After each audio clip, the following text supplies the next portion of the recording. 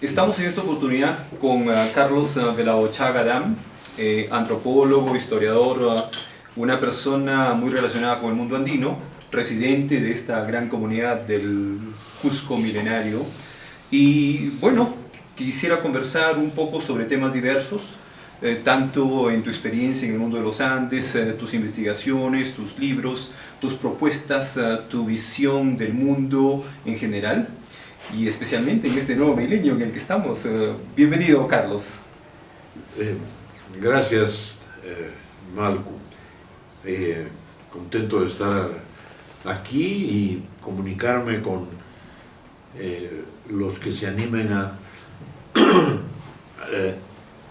explorar lo que nosotros estamos explorando, buscando, investigando sobre lo que estamos escribiendo.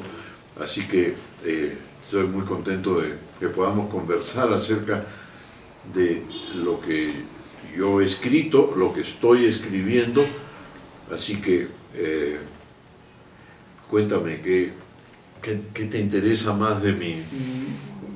Nos conocemos hace algún tiempo y sé que estás por Cusco desde hace varias décadas, ¿no? Entonces eres un cusqueñista de aquellos que honran esta tierra y su historia.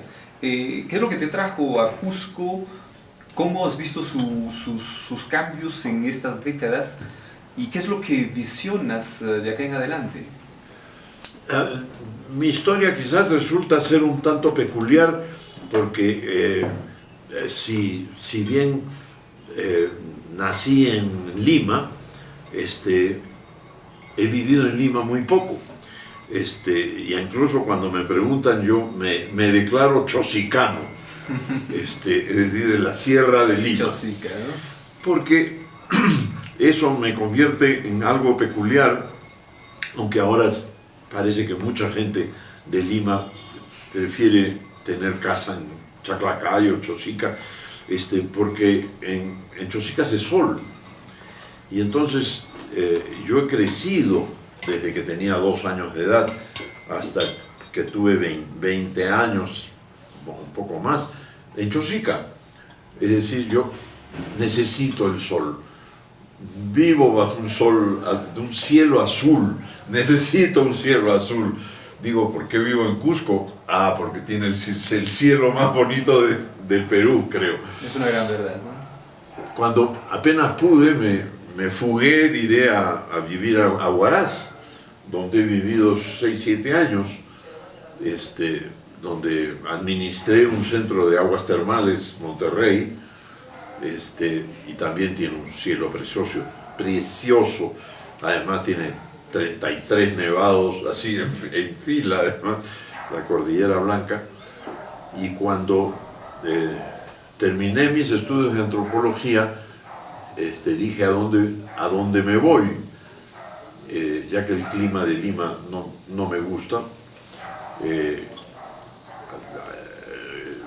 Regreso a Huaraz o voy en busca de lo que yo considero que son las fuentes de la identidad peruana, el Cusco.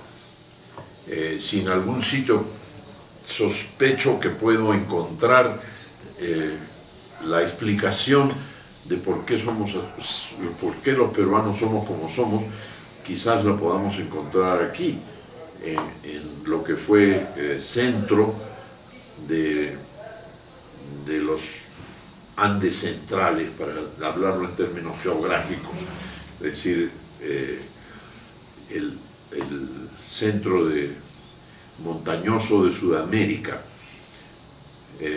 Así que por eso vivo en Cusco, leo, investigo, entrevisto. Te entrevistan también. Me entrevistan, hablo un poco de quechua, lo tuve que aprender porque en mi casa no se hablaba, pero sí fui a academia para aprender, de modo que pueda hablar con todos en sus respectivos idiomas. Así que por eso estoy en Cusco averiguando y poco a poco escribiendo las cosas que creo que merecen ser compartidas con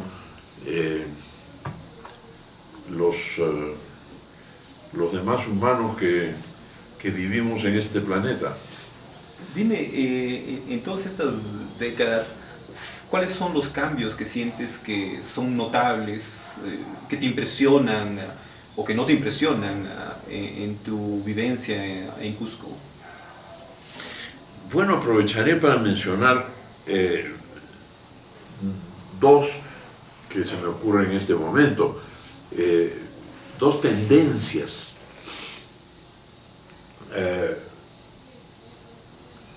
Nunca como antes ha surgido tanto interés por lo incaico. Es decir, ya la gente no tiene resquemores de participar en un pago a la tierra,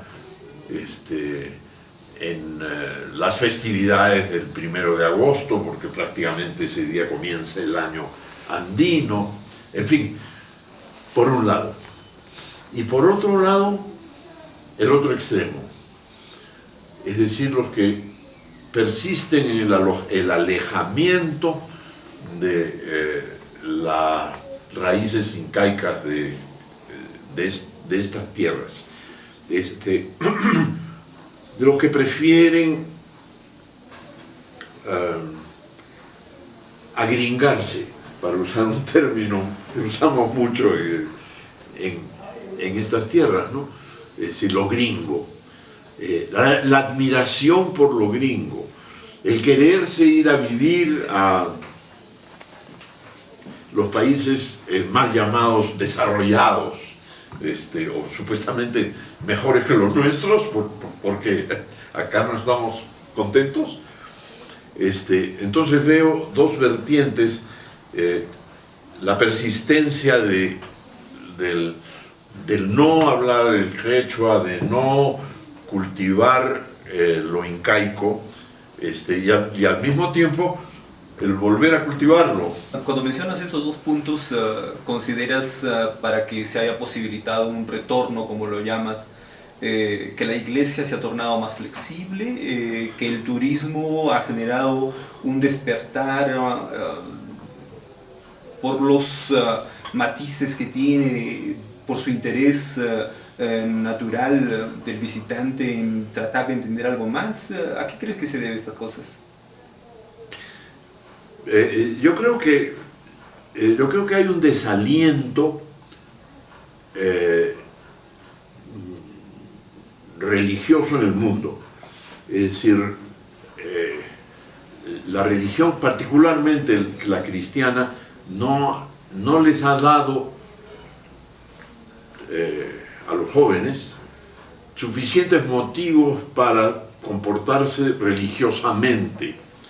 Y entonces andan buscando que si por el yoga, que si por el budismo, eso por un lado. Por otro lado, si bien la Iglesia Católica, esa rama del cristianismo, nunca se cerró del todo a permitir expresiones religiosas. Al principio sí, por supuesto, la extirpación de idolatría de los primeros 200 años de ocupación española fueron muy impositivos respecto al ser católico, a que tenían que convertirse al cristianismo. Pero después se hicieron de la vista gorda de, ya bueno, permitamos muchas cosas. En cambio, los nuevos cristianos, los voy a llamar así, porque en el Perú son nuevos. El Perú siempre fue un país oficialmente católico, ya. Pero comenzaron a llegar ramas de los evangélicos, protestantes, reformistas, no sé cómo los queramos llamar, y ahí sí veo un movimiento curioso, y por eso he dicho, lo católico no ha sido tan estrictamente riguroso contra las prácticas religiosas prehispánicas, pero estos nuevos cristianos, nuevos, no, insisto, no son nuevos en llegar al Perú, son mucho más estrictos, mucho más extirpadores de idolatría que los católicos. No quieren que se venere a ídolos. Me interesa que eso pueda verse reflejado en el Cusco entre ser evangélico o ser católico, por ejemplo. No se quieren. ¿Por qué no se quieren? El cristianismo no nos enseña a amarnos a nosotros, amar al prójimo. Es una de sus teorías, ¿no? ¿Y consideras que el turismo también impacta de alguna manera o es un fenómeno que no tiene nada que ver con esta suerte de interés por el mundo andino?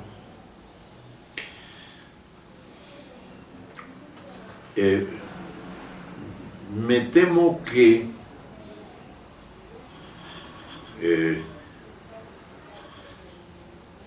el turismo que ocupa el 80-90% de los visitantes es muy materialista. Y voy a usar esa palabra que no me gusta, en el sentido de vienen a ver Machu Picchu, ¿ya? como quien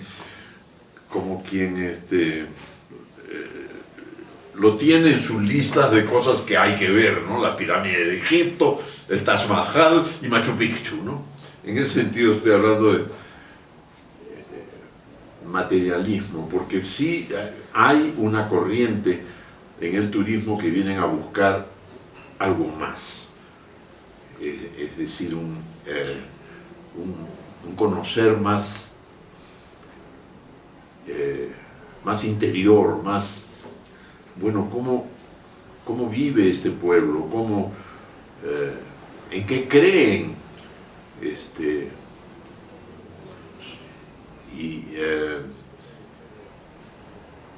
y allí podemos encontrar cada vez más, pero eso tiene que ver con lo que dije antes de los jóvenes. Ya no tienen la religiosidad de nuestros abuelos y entonces andan buscando, mencioné el yoga, el budismo, buscando, quizás en el mundo andino hay una forma que satisfaga a este turista visitante o a este otro, y de hecho hay, por eso he dicho, del 80-85% de los turistas no afecta más que económicamente, es decir, dinero que dejan para visitar Machu Picchu, Sacsayhuamán, en fin, pero hay un 10 a 15% que sí, muchos vienen a quedarse. Es que cada vez vienen más turistas y quedan prendados de esta tierra, sobre todo el Valle Sagrado, porque claro, 600 metros más bajo del Cusco, el clima es más bondadoso, digamos. Pero se está poblando de visitantes que decidieron quedarse acá. Bien, aparte de tus libros, de las diferentes actividades culturales en las que participas, una de tus actividades también es el turismo.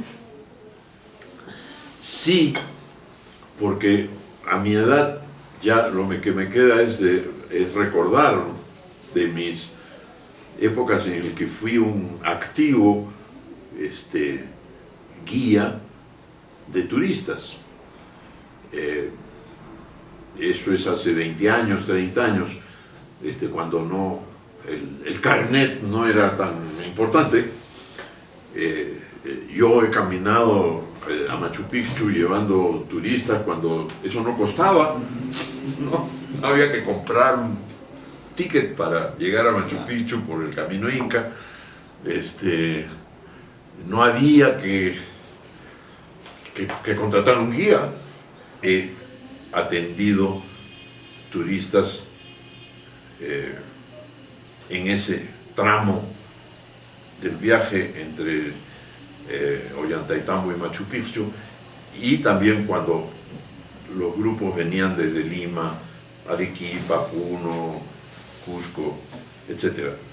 Entonces sí, me he dedicado a acompañar turistas en inglés, porque no hablo holandés. Holandeses he atendido, pero en inglés. Así comencé con holandeses el tema del turismo, sí. También he trabajado en turismo.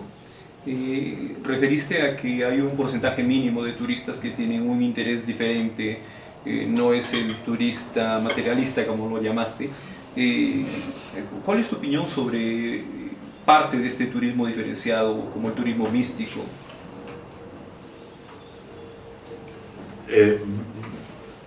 Bueno, responde a que esto no está ocurriendo en el Perú. Digo, interés por los aspectos espirituales de la vida humana. Creo que está sucediendo en todo el mundo. Y entonces la literatura que surgirá en la segunda mitad del siglo XX, la revolución, la voy a llamar, de los años 70, que a veces yo me atreví a llamar la revolución de la marihuana. Es decir, los norteamericanos descubrieron la marihuana, entonces la paz hace el amor y no la guerra, etc. Eso fue toda una revolución mental, ¿no? Es decir, entonces esa revolución dio lugar a, bueno, ¿y entonces dónde? ¿Y entonces qué? ¿Y entonces de qué espiritualidad hemos estado hablando?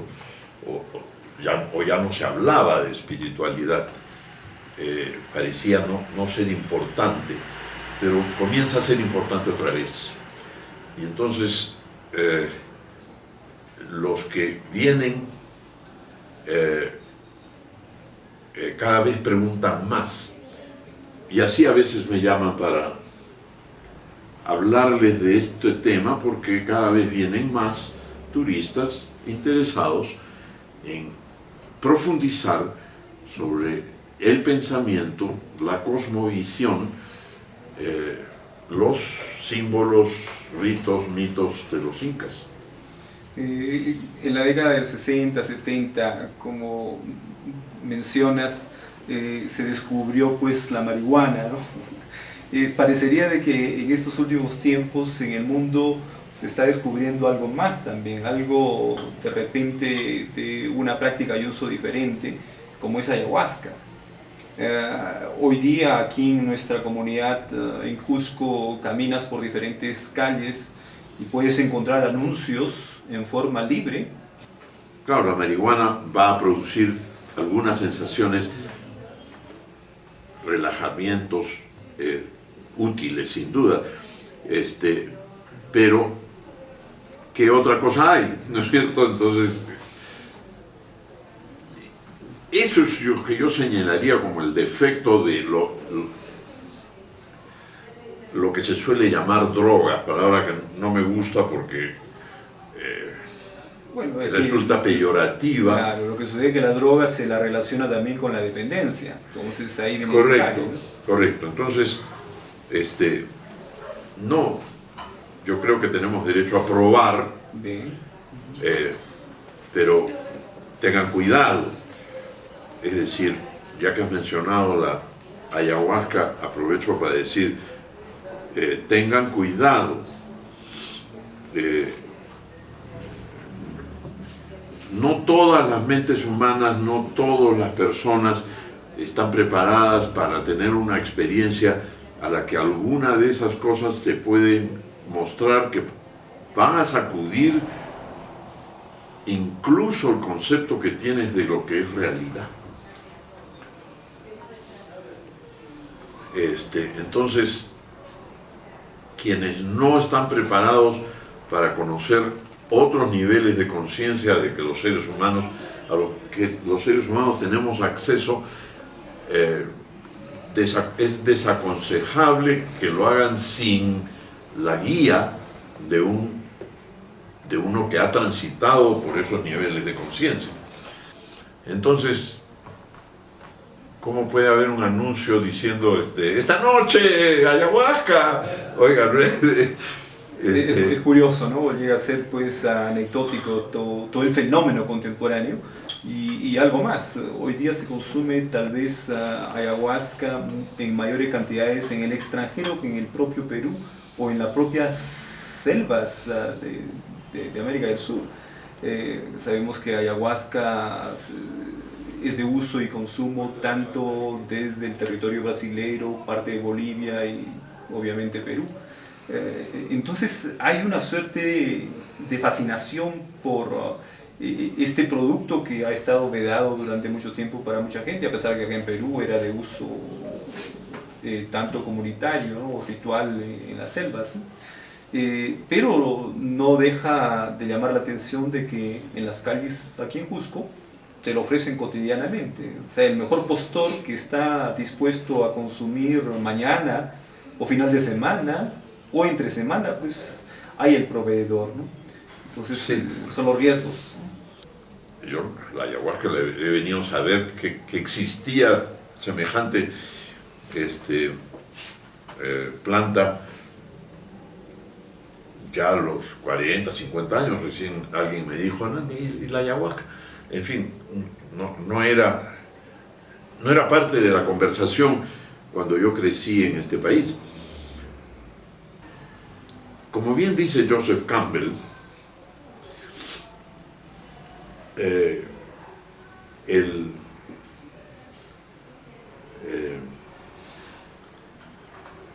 secreto está en cultivarse a sí mismo. Todos los dioses están dentro de nosotros mismos. Ya lo había dicho Jesucristo en el Evangelio, por cierto. Entonces, no tenemos por qué pensar que ese campesino, porque no habla castellano, o porque no sabe leer y escribir, o porque no ha ido al colegio, no es un hombre espiritualmente elevado o desarrollado. O la espiritualidad no se desarrolla en el colegio, no, ahí no está, ni siquiera leyendo. Sí, hay muchos libros para leer, pueden servirte, puede que no. Es decir, el camino a la espiritualidad es una práctica que deseo que todo el mundo la practique, mejor, por cierto, bajo la guía de un maestro, que no sea necesariamente un libro. Es decir, ahora que veo tantos libros de autoayuda, el otro día estuve en Lima y me fui a una librería y lo que antes había un sector de libros de psicología, otro sector de libros de espiritualidad, otro sector de libros. Ahora todos se llaman, todos los virtus acumulados de cuerpo, mente, espíritu. Y montones de libros de Algo más fácil ahora, ¿no? Claro, si usted lo lee puede desarrollarse a sí mismo. No voy a hablar, por supuesto, en contra de los libros de autoayuda. No, todo libro puede ser útil, pero lo esencial es la práctica. Bien. Cuando te has referido a los descendientes de los incas, has mencionado los campesinos. ¿A quiénes más te refieres o a quién precisamente te refieres con descendiente de los incas? Bueno, los campesinos porque son la evidente continuidad de una labor que me parece fundamental y de la que nos estamos olvidando en el Perú, que es el agricultor. Es decir, la comida, por favor, en la medida en que tú la siembras, tú la cosechas y tú la comes, eres un hombre libre. Que puedo aplicarlo también en la medida en que tú construyes tu propia casa, eres un hombre libre. Y descubrir que el campesino peruano sabe hacer adobes, sabe levantar muros, sabe techar su casa, sabe cultivar su tierra. Alguna vez he señalado, ese es un hombre libre. No me digas que los norteamericanos con su libertad, freedom, etcétera, van camino a la libertad. Oigan, miren hacia atrás, digo, en el pasado, y se van a dar cuenta que hay gente mucho más libre porque son capaces de hacer cosas con sus propias manos y su propio cuerpo. De ahí mi admiración por el hombre, por el agricultor andino, que llamamos campesino, esos pueblos, y también los de la selva amazónica, que también forma parte del país llamado Perú. Pero todo esto se debe a que hemos sido enseñados a despreciar el trabajo manual, el esfuerzo físico. Hemos sido enseñados a admirar el trabajo de oficina. Es decir, ahí la felicidad es pasarse todo el día sentado, escribiendo, hablando, contestando por teléfono. No conozco trabajo más denigrante que ese para los hombres. Yo comprendo que las mujeres puedan parecerles, ya, bueno, que ella tiene que tener hijos y no las vamos a tener haciendo esfuerzos físicos cuando están embarazadas o amamantando, pero los hombres se aburren si no tienen retos, cosas que hacer, etcétera, sin hacer esfuerzos físicos, sembrar, cultivar, pescar, cazar. Y entonces ahí veo una cierta degeneración de para qué los seres humanos estamos vivos. Y en qué medida tenemos que dejar de pensar que la educación, la del colegio y la universidad, todos están convencidos de que cuantos más colegios tengamos, más universidades tengamos, vamos a mejorar. En ese sentido yo vuelco mis ojos a los hombres que saben hacer las cosas necesarias, la comida, el techo,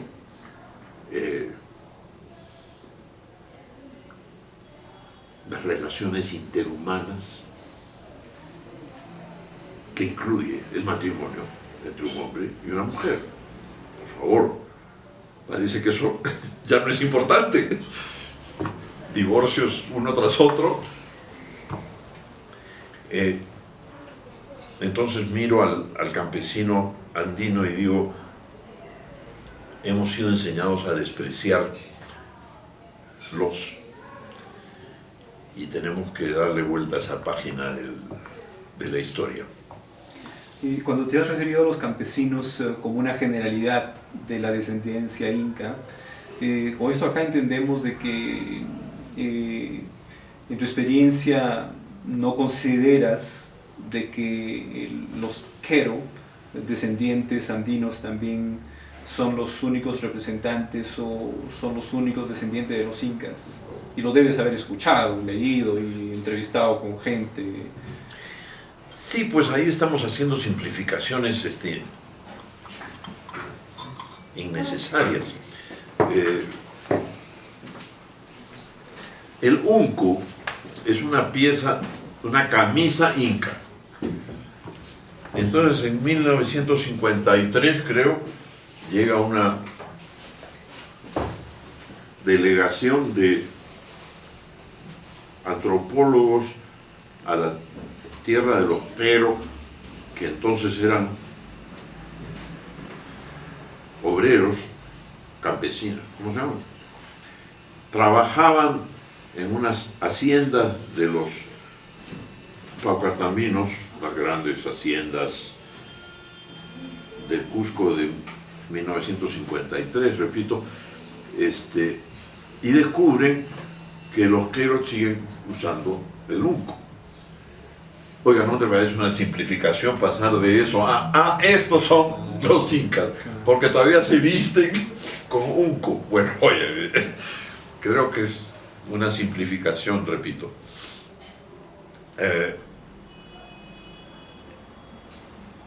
Así que de encontrar costumbres entre los Pero que nos ayuden a volver a construir una lógica campesina, bueno, ¿por qué no? Pero en Huancayo o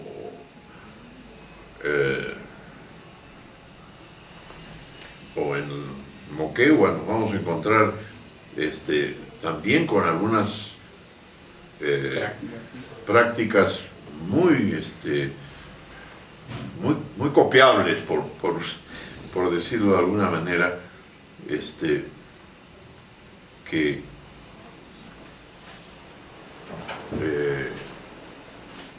sin querer rebajar el trabajo que se ha hecho a partir de esa visita de los antropólogos de 1953, tenemos que leer en lo que hoy día ha tenido como consecuencia que se les ha comercializado excesivamente. No, yo voy a estudiar antropología. Yo recién estudié antropología después de esas experiencias. Dije, no, acá tengo preguntas que hacer, que la antropología me puede contestar. Y bueno, por eso estudié antropología, ya tenía 35 años.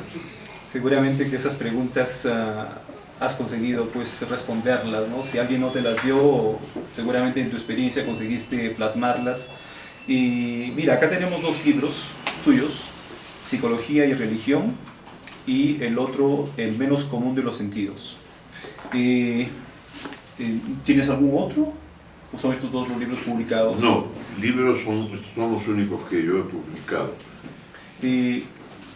Mira, es muy grato conversar contigo sobre estos diferentes tópicos y me gustaría, para completar este encuentro, no el primero, obviamente, pero que puedas compartir y mostrar a través de tus mensajes pues, a nuestra comunidad. ¿Qué mensajes tendrías de tus obras para aquellos que van a tener la oportunidad de escuchar y ver esta entrevista? Bueno, mira, el primer libro que está en tu mano derecha, El menos común de los sentidos, es una colección de artículos, no es un libro escrito de tapa a tapa, digamos, para comunicar un mensaje. Hay muchos mensajes en ese libro, porque es producto de mi regreso de Huaraz a Lima, mis estudios de antropología en aquel entonces y mi posibilidad de escribir en el Diario Expreso, dirigido por mi amigo Jaime de Altaos y Jorge Morelli, amigos que son antropólogos además, y que conocían en la Universidad Católica cuando estudiaba antropología. Entonces me dice, ¿por qué no escribes? Y entonces escribí con mi nombre en el periódico y al final de mi estadía en Lima, cuando me vine a vivir a Cusco, decidí recolectarlos con el título del menos común de los sentidos, porque muchos de los artículos son una crítica a la falta del uso del sentido común que creo poder reconocer que en el Perú es uno de nuestros problemas. Y aquí tenemos Psicología y Religión, una visión antropológica. Bueno, ese libro sí lo he escrito de tapa a tapa, y lo que he querido hacer es acercar lo científico a lo espiritual, como producto de lo que solemos llamar la cultura occidental. Digo, es la única cultura que aleja o separa lo espiritual de lo científico. Es decir, si uno es religioso, no puede ser psicólogo, porque eso ya se estableció científicamente a partir de 1905, hace 100 años, por el señor Freud. Entonces hay que creer que Sigmund Freud, oiga, esa misma psicología se estudia desde que el Buda de Siddhartha Sakyamuni estudió la mente humana, y hay que prestarle alguna atención, un poco de atención a lo que el budismo sostiene acerca de la mente humana. Y entonces por ahí acerquemos las religiones, y sostengo que el cristianismo es un excelente tratado de psicología, pero nadie está leyendo los evangelios para recoger consejos psicológicos. Lo son, son muy buenos. Bueno, nadie ha pensado que las parábolas de Jesucristo, bien entendidas, pueden ayudarte psicológicamente a mejorar. Nadie lo ve así. Entonces yo decidí juntarlo todo eso en un libro en que quiero acercar lo religioso y lo llamado psicología.